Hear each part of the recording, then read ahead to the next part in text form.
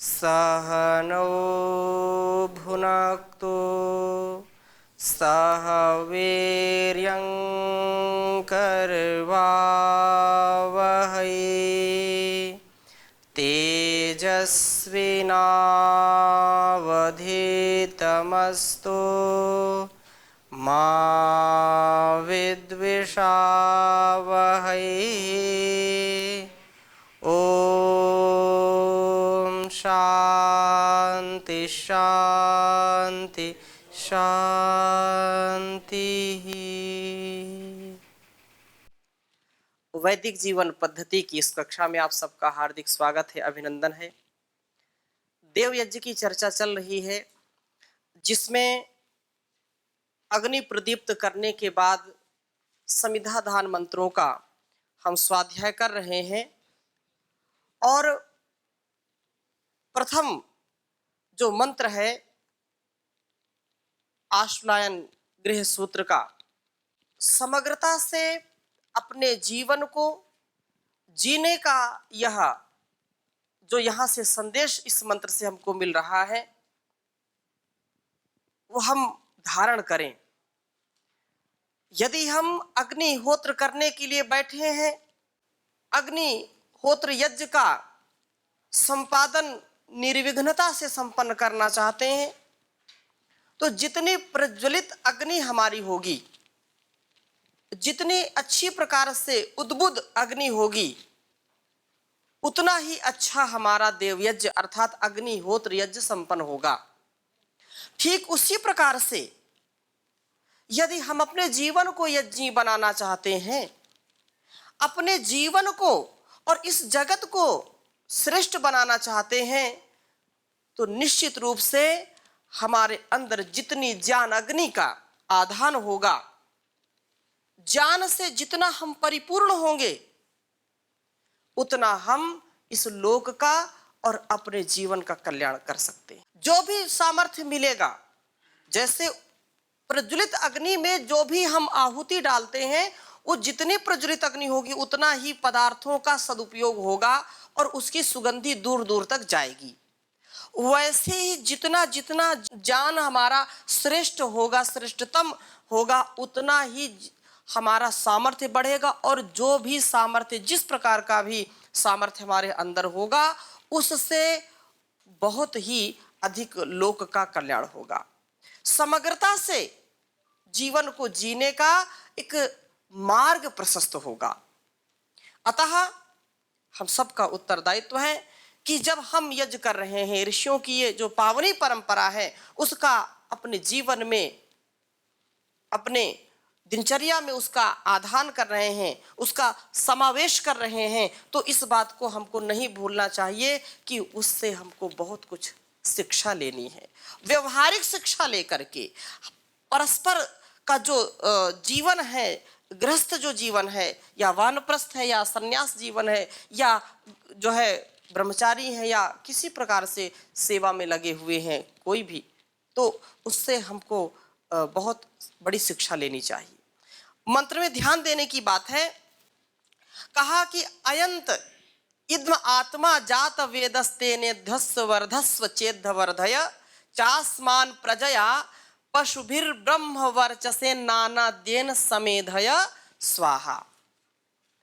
पुनः इस पर विचार करने की बात है कि हे परमेश्वर, इस यज्ञ जो हम समिधा दान कर रहे हैं, काष्ठ की जो लकड़ी है, जो हम समिधा दे रहे हैं, के समान मैं अपनी आत्मा को आपके अर्पण करता हूँ। हमने अष्टांग योग की जब चर्चा की थी वैदिक जीवन पद्धति में, तो वहां पर ब्रह्मचर्य गीत हमने पढ़े थे। और ब्रह्मचर्य का तात्पर्य यह है कि जब हम गुरु के द्वार पर गए, गुरु के गर्भ में हमने अपने को समर्पित कर दिया है, तो गुरु भी यज्ञाग्नि की भांति है। जैसे यज्ञ में अग्नि प्रज्वलित हो रही है और शिष्य 3 समिधा लेकर के जाता है, गुरु को अर्पित करता है, समर्पित करता है, और वो समिधाएं जब अग्नि का रूप ले लेती हैं, तो उन समिधाओं से जो अग्नि प्रज्वलित होती है, उससे वो अपने को शिष्य जो अपना समर्पण है उस गुरु के सानिध्य में अर्पण कर देता है, वैसे ही परमात्मा रूपी अग्नि में अपनी आत्मा रूपी समिधा को भी हम समर्पित कर दें। आत्मा जैसे अग्नि में पड़ करके अग्निवत हो जाती है। अग्नि का ये विशेष गुण है कि जैसी वो होती है वैसी वो अन्य पदार्थों को भी कर देती, जो भी अग्नि में हम डालेंगे उसको अपने जैसा बना लेती है। तो गुरु का भी ये परम कर्तव्य है कि वह शिष्य को अपना प्रतिरूप बना लेता है, अपना सब कुछ उसको समर्पित कर देता है। अतः वह तो गुरुओं का भी गुरु है, गुरुओं का भी गुरु है ईश्वर, गुरुओं का भी गुरु है ईश्वर। ऋषियों ने फरमाया कौन कहे तेरी महिमा, कौन कहे तेरी माया। किसी ने है परमेश्वर तेरा, किसी ने है परमेश्वर तेरा, अंत कहीं ना पाया। कौन कहे तेरी महिमा, कौन कहे तेरी माया। तो उस परमात्मा में अपने को समर्पित करना, तो ये मंत्र का यही भाव है कि हम उस परमेश्वर जो यज्ञ जो है काष्ठ रूपी जो अपनी आत्मा है वो आपके अर्पण कर रहा हूं, आपके प्रति समर्पित कर रहा हूं। हे सर्वव्यापक प्रभो, आप इसे उन्नत बनाएं, आप हमें प्रज्ञा से परिपूर्ण कर दीजिए। और जो प्रजा है, जो छात्रों के लिए विद्या है, पशुओं से जो है खेती और दूध के लिए ब्राह्म तेज दिव्य गुण से समृद्ध करें। प्रभु, यह आहुति आपके अर्पण है और यह मेरी नहीं है, ये आपकी है। इदम नमम, इदम जातवेदम, जातवेद ये अग्नि के लिए, अग्नि के लिए संबोधित कर रहे हैं। इदम अग्नये जातवेदसे इदम नमम, ये अग्नि के लिए है। जातवेदस जो जातवेद अग्नि का जो नाम है उनके लिए, ये मेरे लिए नहीं है। तो ये जो बार बार बात कही जाती है, ये कई स्थानों पर आया कि अग्निहोत्र में जो समिधा दान मंत्र के द्वारा जो ये बातें कही कि प्रजया पशुभि ब्रह्मवर्चसेन अन्नाद्येन समेधया, तो इसमें मंगलों का परिगणन 4 संख्या तक है। क्या क्या है?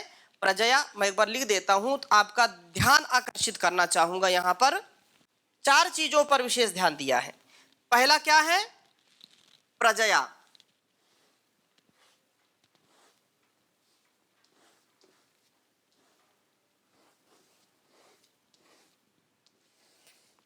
दूसरी बात क्या है? प्रजया पशुभी,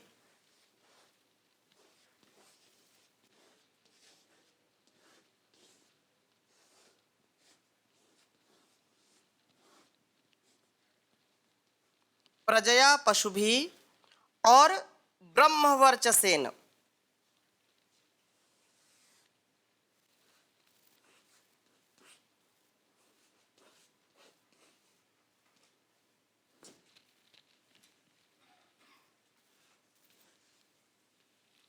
ब्रह्म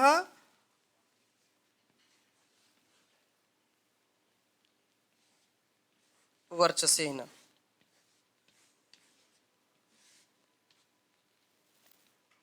अन्नाद्येन चौथा है।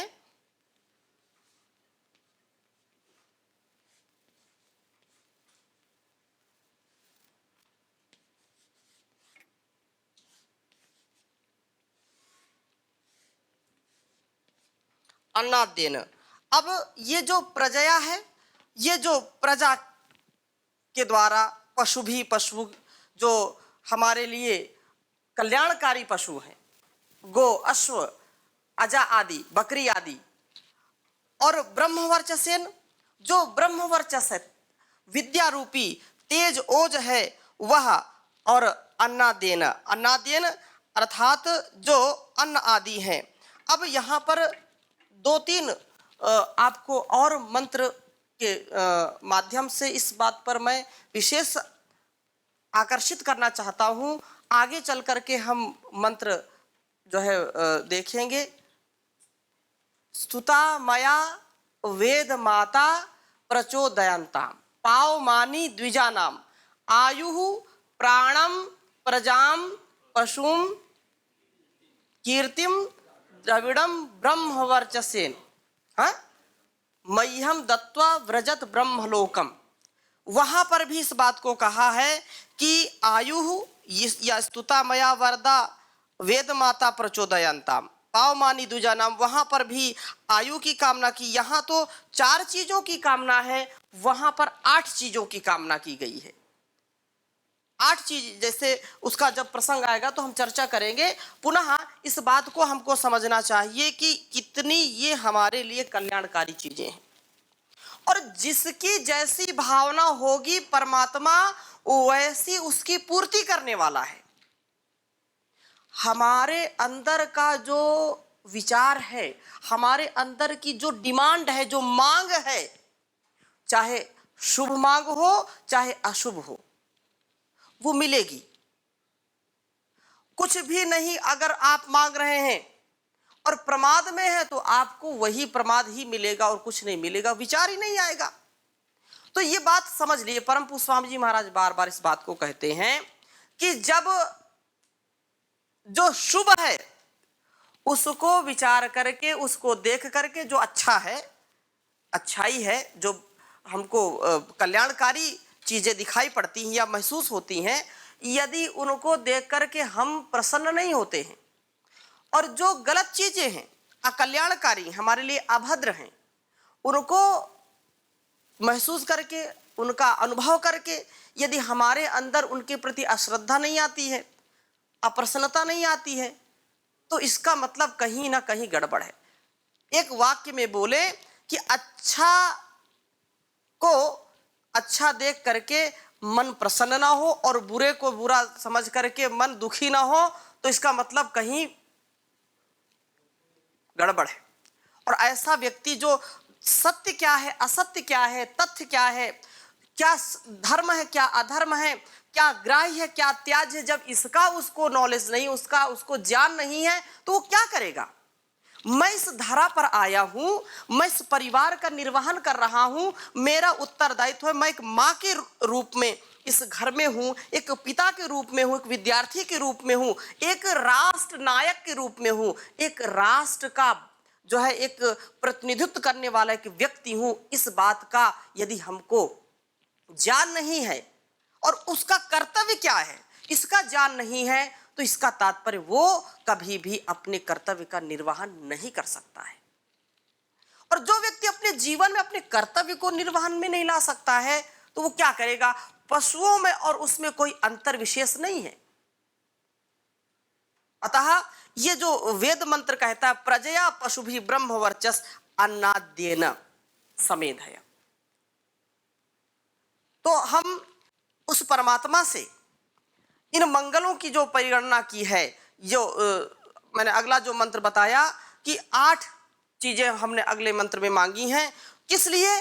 क्योंकि हमारे जीवन की जो सार्थकता है वो पूरी हो जाए। कोई पशु इतनी कामना नहीं करेगा। क्यों करेगा? क्योंकि उसको उतना बोध ही नहीं है। उसकी तो भोग योनि है, लेकिन हमारी क्या है? उभय योनि, कर्म योनि भी है और भोग योनि भी है। तो हमारा निज कर्तव्य क्या है उसका हमको ज्ञान होना चाहिए, यही बात कही है। और अग्नि सब ऐश्वर्यों का स्वामी है, सब ऐश्वर्यों का साधन है, पर साधक ने तो पूर्व कहे प्रकार से परमाग्नि परमात्मा का ध्यान करके आत्मचिंतन करता है, और यह काष्ठ इस आग का आधार है, पर वह परम अग्नि तो पत्ते पत्ते पर विद्यमान है। परम जो शक्ति है, जो परम अग्नि है, वो कण कण में व्याप्त है, कण कण में वो है। तो आर्य जीवन सांसारिक तथा पारलौकिक ऐश्वर्य की कामना करता है। जो श्रेष्ठ जीवन है वो पारलौकिक और सांसारिक दोनों चीज, अभ्युदय भी और निश्रेयस भी, आंतरिक आनंद की भी उसको अनुभूति हो और बाहर का जो सुख है उसमें भी वो कमी नहीं देखना चाहता है। वस्तुतः यही जीवन है। हम अनेक प्रकार से विद्या के सामर्थ्य में भी आगे हो, विद्या बल भी हमारा आगे हो, धन बल में भी हम कमजोर ना हो, दीनहीन स्थिति हमारी नहीं होनी चाहिए। इसीलिए तो वेद मंत्रों में हमने पढ़ा कि वयम श्याम पतयो रयिणाम, अरे हे परम पिता परमेश्वर, हम धन ऐश्वर्यों के स्वामी होवे। धन, ये भी उपदेश किया है कि संसार से कुछ ले नहीं जा सकते, कुछ तुम्हारा नहीं है, और दूसरी ओर उपदेश कर रहे हैं कि हम धन ऐश्वर्यों के स्वामी हुए। क्यों? क्योंकि इस लोक में हमने जो जन्म लिया है उस लोक में हमारी स्थिति दयनीय ना हो, दीनहीन स्थिति में हम ना रहें, हम किसी के बोझ ना बने, किसी के ऊपर हम उसका अनावश्यक जो मानसिक संतुलन है उसको बिगाड़ने वाले ना बने, हम उसके जीवन में समाधान बन करके प्रवेश करें, व्यवधान बन करके, समस्या बन करके कभी व्यवधान ना दें। यदि एक बात हमने सीख ली कि परमात्मा ने जीवन दिया है, हम अपने जीवन को इस जगत में समाधान के रूप में प्रस्तुत करेंगे। यदि मनुष्य एक बात समझ ले तो सारी समस्याओं का समाधान हो जाएगा। हम विचार नहीं करते। अग्निहोत्र यही हमको सिखाता है कि मेरा जीवन संसार के लिए है, मैं रहूं या ना रहूं, ये देश होना चाहिए, ये समाज होना चाहिए। ऐसी भावना यदि होगी तो व्यक्ति खाक में मिलकर के भी गुलजार हो जाता है। जैसे एक छोटा सा बीज अपने अस्तित्व को समाप्त कर देता है, अपने अस्तित्व को समाप्त, मिट्टी में डाला और वो बीज अंकुरण का रूप ले लेता है। अंकुरित बीज से फिर वो वृक्ष बन जाता है, लेकिन जब वृक्ष बन जाता है तो उसका बीज नष्ट हो जाता है, आप उस बीज को प्राप्त नहीं कर सकते। लेकिन वो बीज अपने आप को यदि मिट्टी में ना मिलाता, खाक में ना मिलाता, तो वह आज जो हजारों लाखों बीज का केंद्र बना हुआ है वो हो नहीं सकता था। ऐसे ही जितने भी उदाहरण हम देखना चाहें देख सकते हैं। और हाथों में मेहंदी लगाते हैं लोग, पत्तियों को घिसते हैं, पत्तियां जब अपना अस्तित्व मिटा देती हैं तो उसमें फिर रंग चढ़ता है। यदि पत्ती केवल हाथ में लेकर के कोई रात दिन बैठा रहे तो रंग चढ़ेगा क्या? केवल पत्ती लेकर के नहीं, पत्ती पिस जाती है। तो हमको यदि वास्तव में अपने जीवन को यज्ञी बनाना है तो जैसे अग्नि में समिधा डाल करके, अग्नि में समिधा जैसे पड़ी अपने अस्तित्व को समाप्त करके प्रकाश देती है, वैसे अपने जीवन को हमको बनाना पड़ेगा कि जब जीवन में प्रकाश आ गया, हम अग्नि रूप हो गए, तो फिर गंदगी नहीं हमारे अंदर होनी चाहिए। हमारे अंदर जो भी सामर्थ्य फिर आएगा वो परमात्मा प्रजया, पशुभी, ब्रह्मवर्चस और अन्य आदि से परिपूर्ण करेगा, तो वह सांसारिक और पारलौकिक दोनों सुखों की जो भावना है उसको परिपूर्ण कर देगा।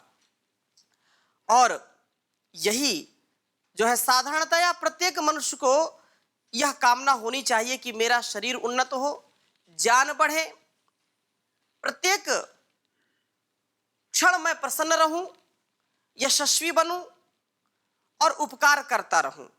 इन कामनाओं का संकेत आहुति देते समय आत्मसमर्पण के भाव के द्वारा करना चाहिए। आहुति मैं दे रहा हूं तो जो आहुति, जो सामग्री मैं अग्नि में डाल रहा हूं, वो आहुति वो अपने अस्तित्व को समाप्त कर रही है और एक नया आयाम गढ़ रही है। ऐसा मेरा जीवन हो जाए। साधक को चाहिए कि पूर्व प्रकरणों में जो कहे भावों के अनुसार एक एक आहुति को स्वर्ग प्राप्ति का साधन बनाए। प्रभु की रचना में प्रत्येक छोटा और बड़ा देवता यज्ञ कर रहा है, तो मैं क्यों ना 6-6 माह से घी डाल करके मेरा करके तुच्छ भावना को त्याग दूं। इदन न मम, ये मेरा नहीं, ये मेरा नहीं, ऐसी भावना से ओतप्रोत हो जाऊं। क्यों?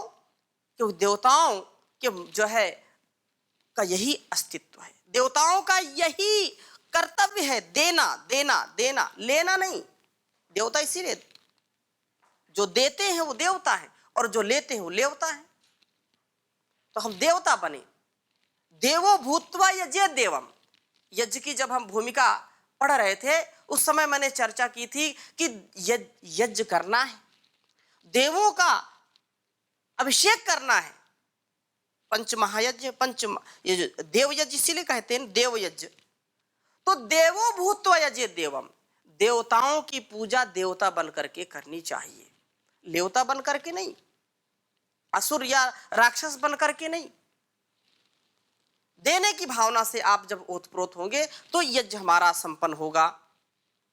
और एक हाथ से दूं और दूसरे हाथ को पता भी ना चले, ऐसा दान। इस हाथ से दिया है तो दूसरे हाथ तक ये बात नहीं पहुंचनी चाहिए, कहावत कही जाती है। अब कुछ लोग थोड़ा देते हैं और उतना प्रचार प्रसार करते हैं। आजकल की तो स्थिति आप सब जानते हैं। थोड़ा सा कोई उपकार किया और फेसबुक में कहां कहां उसको प्रदर्शित करते रहते हैं। ये प्रदर्शन के लिए नहीं होना चाहिए, प्रभु दर्शन के लिए होना चाहिए। यह भाव आहुति के साथ साथ हमको पैदा अपने मन में करना चाहिए, तभी हमारा कल्याण होगा। सबके जाता है परमेश्वर, जीवन यज्ञ हमारा है। जीव आत्मा समिधा उसकी, बढ़े जान की धारा है। उत्तम संतानों पशुओं से, ब्रह्म तेज हमको दीजे। अन्न और धन सभी सुखी को, इस जीवन में भर दीजे। इसी भावना से हम तुमको आहुति अर्पित करते हैं। हे ईश्वर है सर्वव्यापी, स्वार्थ नहीं मन धरते हैं, स्वार्थ नहीं मन धरते हैं। तो स्वार्थ की भावना को छोड़ करके परमार्थ की भावना को, सेवार्थ की भावना को जब हम जागृत करेंगे तो ये जीवन धन्य हो जाएगा, जीवन हमारा प्रकाशित हो जाएगा। और ये बात निश्चित रूप से वह, क्योंकि परमात्मा सृष्टि रचा रहा है और सारे कष्टों को हर करके हमको सुख पहुंचा रहा है, उस परमात्मा का तो हम ध्यान रखें। कितना कितना उसने दिया है, और जो भी है इस संसार में, चाहे वह छोटा हो बड़ा हो, सब यज्ञ कर रहे हैं, सब यज्ञ कर रहे हैं। फल फूल, चाहे जो है एंट से लेकर के एलिफेंट तक, कीड़े मकोड़े हाथी घोड़े, ये सब अपने अपने कार्य में लगे हुए हैं। उसने ऐसी सृष्टि बनाई है परमात्मा ने। यज्ञ अयम यज्ञो भुवनस्य नाभि, ये यज्ञ ही इस भुवन की नाभि है। ये यज्ञ रूपी जो संस्थान है, यज्ञ रूपी जो व्यवस्था है, इसी कारण से ये सारा संसार चल रहा है, सारा व्यवहार चल रहा है।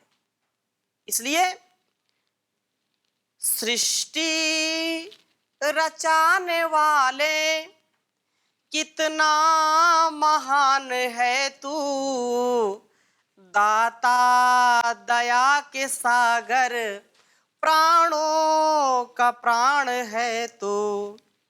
पापी जो पाप करते, ना तेरा नाम जपते, अपने किए कर्म पर ना पश्चाताप करते, उन पर भी मेहर तेरी, कैसा मेहरबान तू है, दाता दया के सागर, प्राणों का प्राण है तू।